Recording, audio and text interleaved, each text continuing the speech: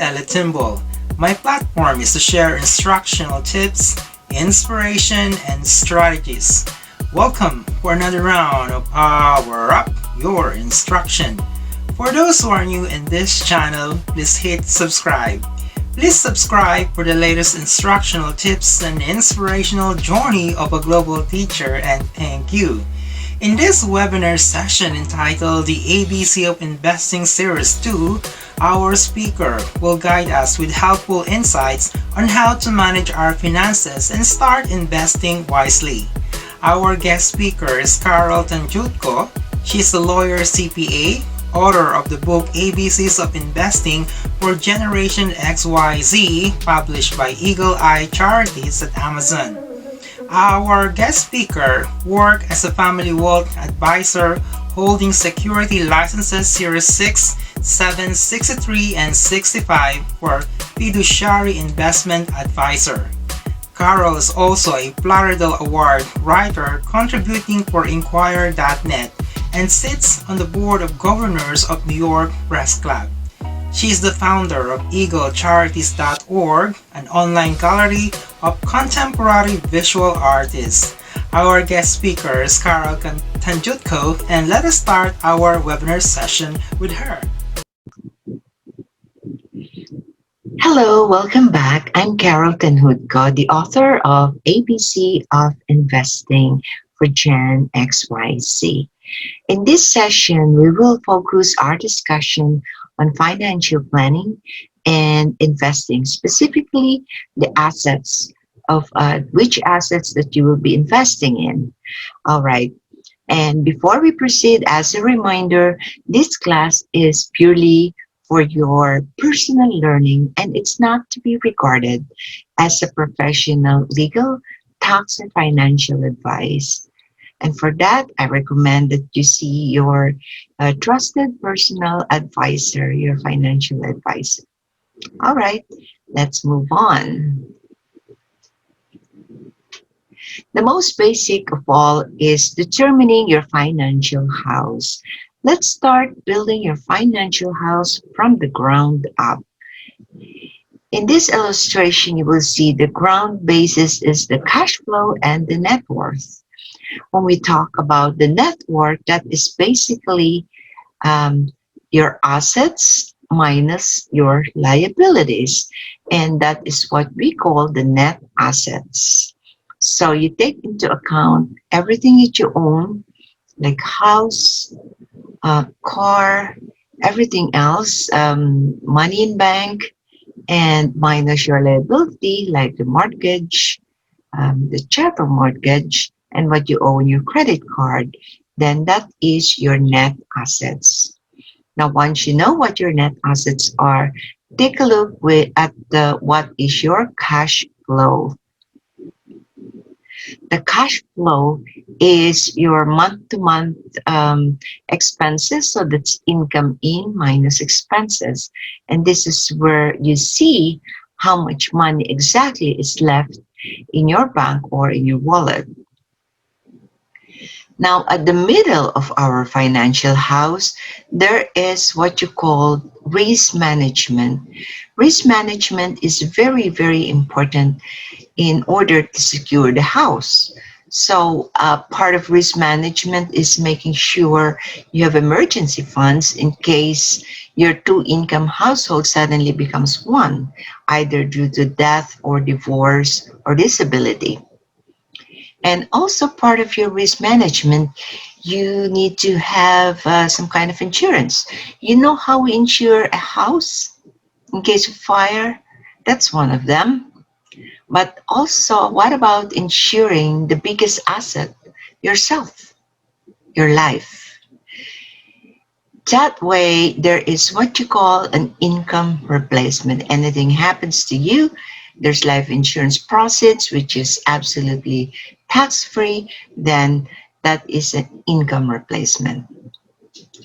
Another part of risk management is a disability insurance. You know, when you're working and you're earning, if you're a doctor, say you're earning $200,000 per year, and suddenly something happens as you get to your work, Now you have to turn to your disability insurance, which pays probably 50% of your normal earning or 100%, which means the premium is really high.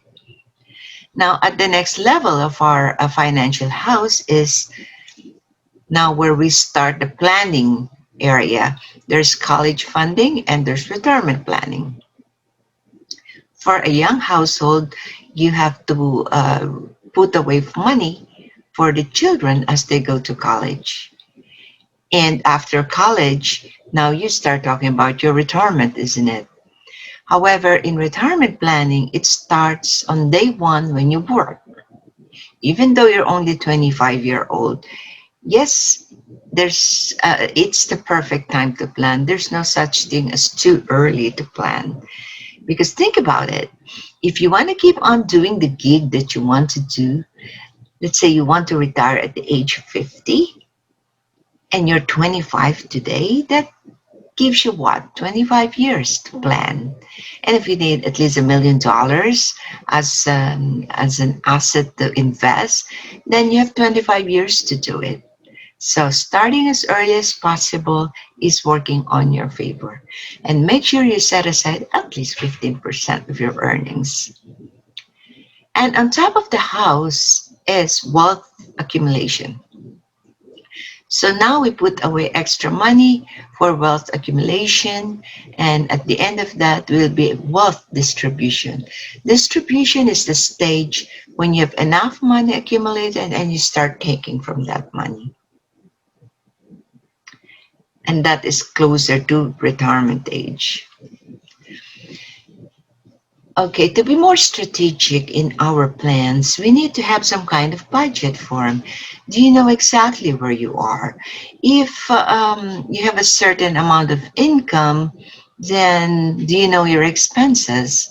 So one way to do it is take a look at this form. If you follow this form, you set up first the gross annual income, and it's best to do it annually because what you earn plus minus what you spend, some of the expenses are not on a monthly basis, but some are on an annual basis. So you get the total picture of how much you earn minus how much you spend. So here you have a gross annual income. You have the earned income and whatever income. This may be from renting. And then, of course, you always put taxes here, your federal, state, your FICA, your Social Security taxes. Remember, it's important that you contribute to your Social Security. That's why it's very important you file your taxes, your returns. Because at the end of the line, when you're closer to retirement, you're looking forward to Social Security income. So gross, and then you have a net income after you minus all these taxes. And now you have some kind of savings, determine how much savings you have. And next line, determine how much expenses you incur. So for your housing, maybe you have mortgage, insurance, taxes, your utilities, which includes your telephone, your internet, and then your maintenance. If you're on condominium, you still have some maintenance to pay, the dues. And the furnishings, probably you have your installment payment for your appliances. So put them all here. And your insurance, if you are incurring your E&O insurance for professional, so it's all here. And don't forget the charitable contributions here and there. And of course, entertainment for your quality of life. How often you go to eat out for restaurant dining, have a drink with friends, your occasional shopping, clothing. So make sure you put everything down here because it's one way you determine on where you can cut out. When you reach this end of the line and you determine, whoa, you have more expenses, now you start going back and start cutting down on these line items here. And here we have your education and some miscellaneous. So at the end of this, you have a net income and less expenses. You have the net gain or the net loss. and you have the total savings. At that point, now you'll be able to determine about exactly how much you can afford to invest in the market. Once again, we're talking of the financial market. Now, back to terminologies.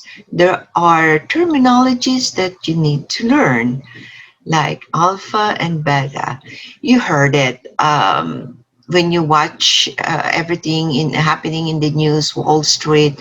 You hear words like chasing alpha. Okay, here you go. Alpha and beta are two of the risk ratios that we use in Wall Street. But there are the other standard of measurement like the standard deviation, the R squared, the Sharpe ratio. But for this, you only need to know two, alpha and beta. Alpha really is a numerical digit that's assigned to a stock or to a mutual fund. And the baseline is zero.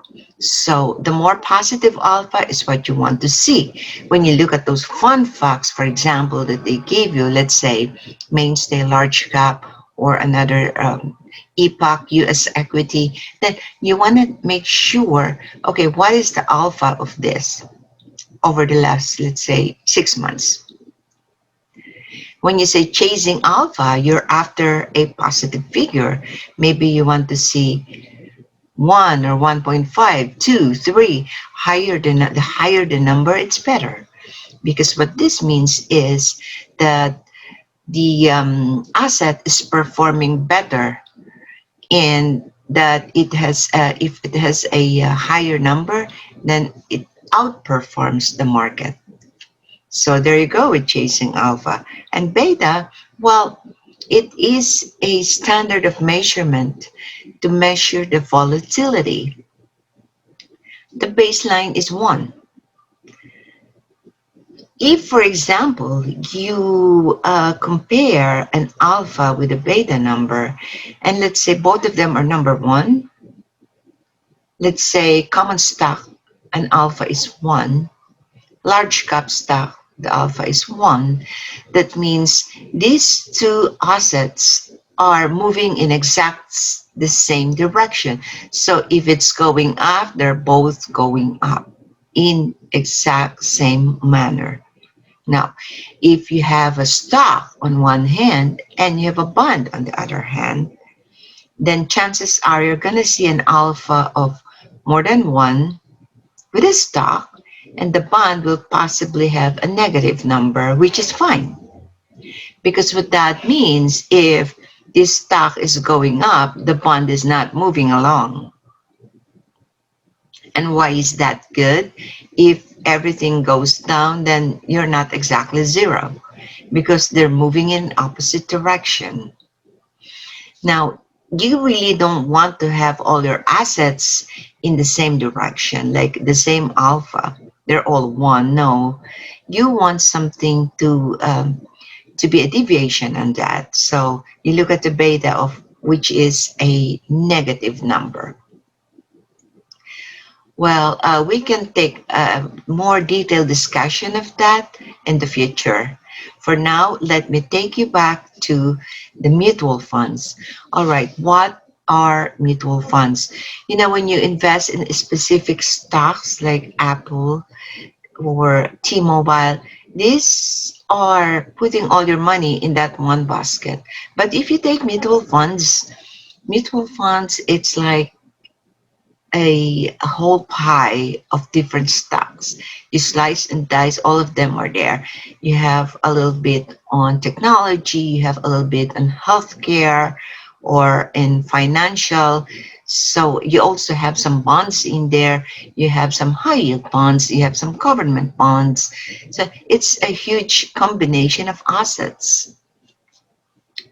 And also when you have mutual funds, there is a sharing of the expenses. It's lesser in expenses and more effective for you. So as a new shareholder, a mutual fund is a safer place to go. Now, mutual funds has its own classes. You have A, B, C, you have an investor class. When you say class A mutual funds, normally this goes with a front load of, let's say, 5.5%, and there's a minimum. Usually, minimum here runs in the range of $20,000, $25,000 per fund. So now you think of Class B, and a Class B fund, well, there is no front load, but it could be at the back end. It depends on how long you're holding on this asset. Then it becomes converted to Class A, meaning in the beginning, yeah, there's no front load, but it may be subject to sales charge when you sell it, let's say after 5 years or after 3 years. But if you're holding it for as long as, say, 7 to 10 years, then now you don't have to worry about that because it will be converted to Class A, and ergo, there's no more additional charges at the back end. Now, Class C, there's no initial load, but there is definitely a back end load of about 1%. Normally, people get into this if you are intending to use your money for a specific purchase, like purchase of a home in 5 years. Now, in Class C, though, if you withdraw the money after 1 year, you might still incur a 1% charge. At this point, you must really consult with your advisor of what you intend to do with this money that you're putting in mutual funds. Are you in for the long haul or for a short term? Then at that point also, how much are you willing to put in? Because the amount of initial money, let's say 100,000, your advisor can waive all fees if you just consolidate all your investment in one company and the same class.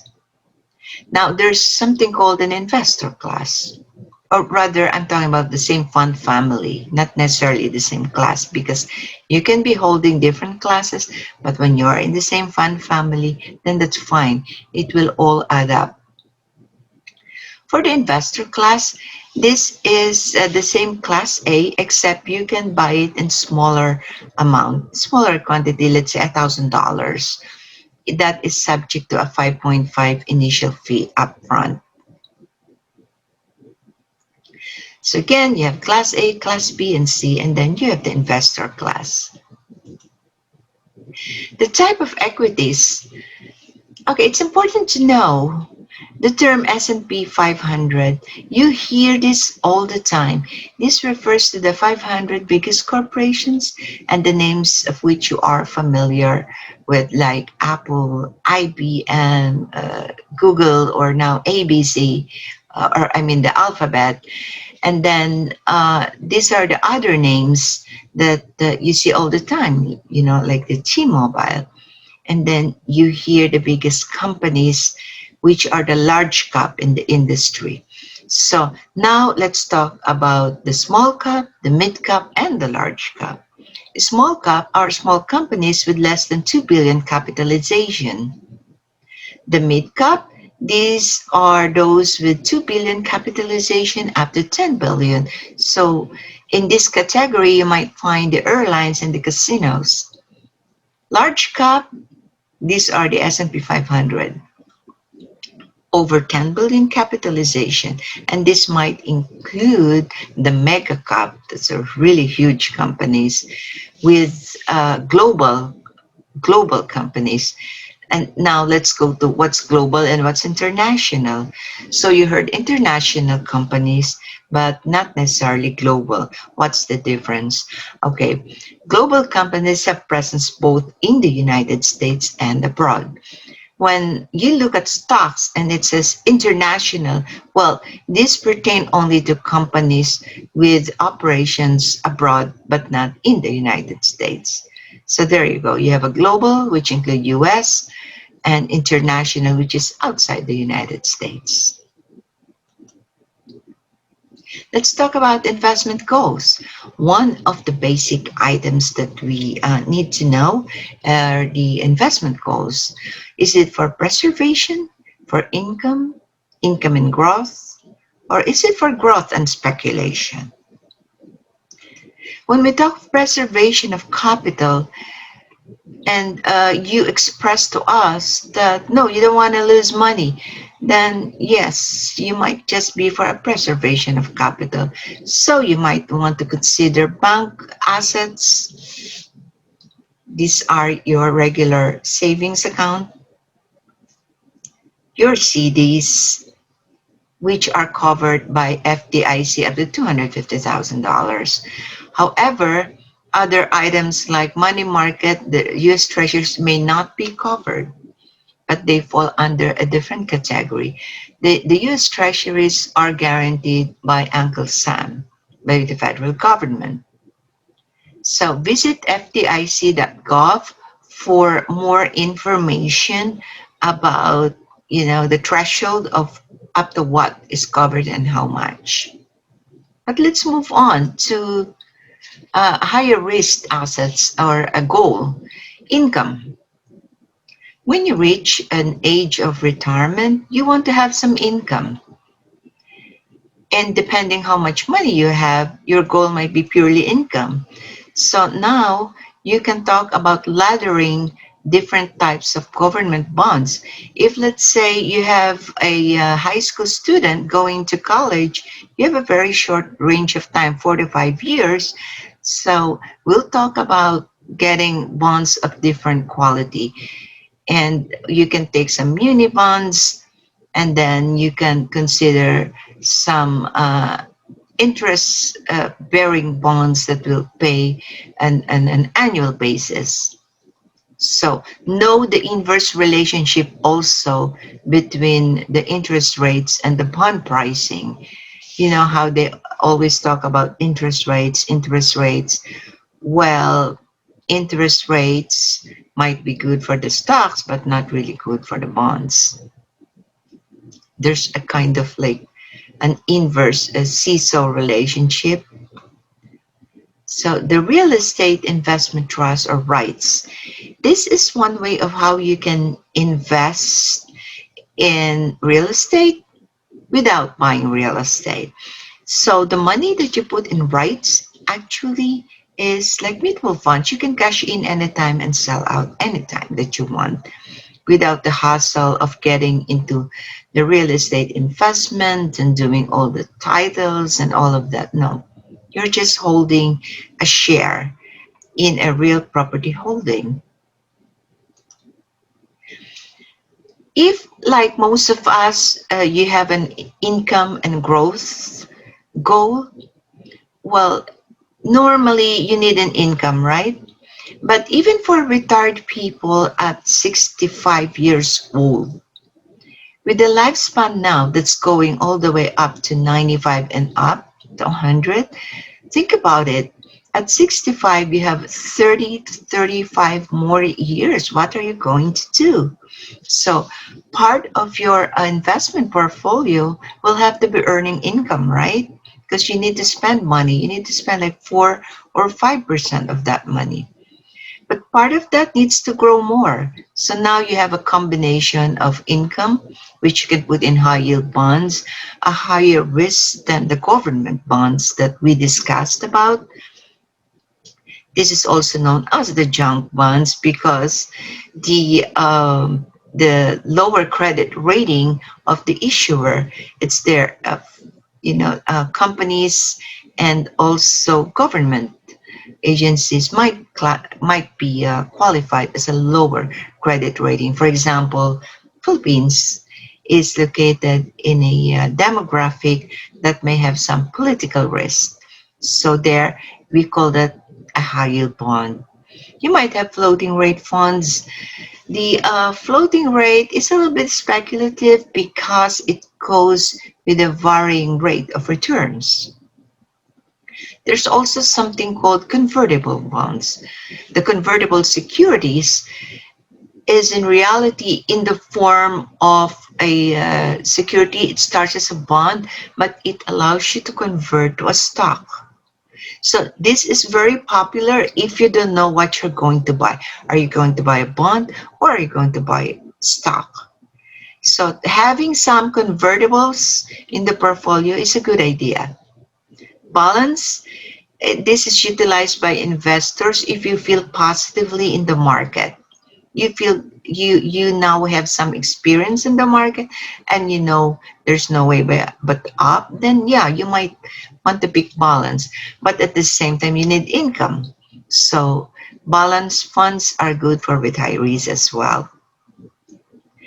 Usually, this include preferred stocks. Again, if you take stocks individually and you decide for a preferred stock, there's like a coupon there, let's say 6%. It pays you every year for sure. And there's something like common stock. Well, there's no promise, but you can participate in the bottom line. And now the investment goal for growth. For growth, you can have a combination in your portfolio. You could have small cap, you have a mid cap, large cap. These are companies from 2 million, then you have 2 to 10 billion rather, and then the large cap is over 10 billion. So now, inside your portfolio, you can opt to have some alternative investments because, like I said, if you look at the beta and they have the same volatility, it's not exactly good. But if you're an alpha chaser, you just want to chase the alpha, and all of the stock market, suddenly there's a market risk that the entire whole market goes down, it doesn't help either. So having some alternative is a good idea. Usually there are these choices. When you see the word alternative, try to find out exactly what's inside by going into a deep dive of what is into that fund. Go into the fund facts. There's also the emerging market. Now, the emerging market is totally another category of places like Philippines. You know, it will include the demographics. Speculation is totally different, and we will have an aggressive growth here, and you're going to have derivatives. Derivatives are not exactly stocks. You don't own the stock, but you have the right to buy the stock or the right to sell the stock, and that's what you call an option. Now, the speculation, you could have ETF. This is, a smaller quantity that you could purchase. It's like investing in mutual funds, except it is relying on an index. It's just like a smaller quantity. Now, the OTC, this is now going into the pink sheets. You're now not in NASDAQ. Now, at this point, for a new investor, I would not recommend that you get into this because there are a lot of anomalies, like the penny stocks. Have you heard of the penny stocks? There's an anomaly of the agents actually selling you a penny stock that's not worth anything, but they're going to pump it up in the market by buying it themselves, and then they're going to dump it. So there you go. There's a pump and dump anomaly. So no, this is not a good idea. Hedge funds, well, it's not liquid. You didn't know exactly what the fund managers are doing with your money. Are you comfortable with that? So that's really up to you. If you have that extra money to roll in a dice like a casino, then yeah, you can go ahead. It's really up to you to take that risk. It's like cryptocurrency. It's very famous, like the digital asset, the bitcoins. But back in 2007, this was a very hot item because at the height of money laundering, post 9/11 in the United States, there is a very strict AML compliance, and the crypto did not fall exactly within the terms of the AML compliance. And we didn't know because it's not regulated. Just remember that it's not regulated. It's like a gentleman's agreement. But if you insist on going forward with it, again, I would say that's totally up to you. Now, at the end of the line, I must remind you, there are regulatory rulings, the new laws that you may not be aware of. If you have money abroad, please take note there's something called the FBAR or the foreign bank account reporting. If you inherited a huge amount of money over $10,000 and it's sitting in a bank account offshore, please make sure that you report that. It doesn't mean it's going to be taxable, but what happens is you will escape a possible 50% slap on that, a slap on the wrist. 50%. Can you imagine a penalty by Uncle Sam on something that you didn't know even exists?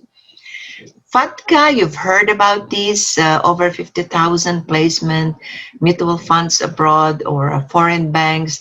Again, it's not good. Please refer to your accountant before you get involved in this business.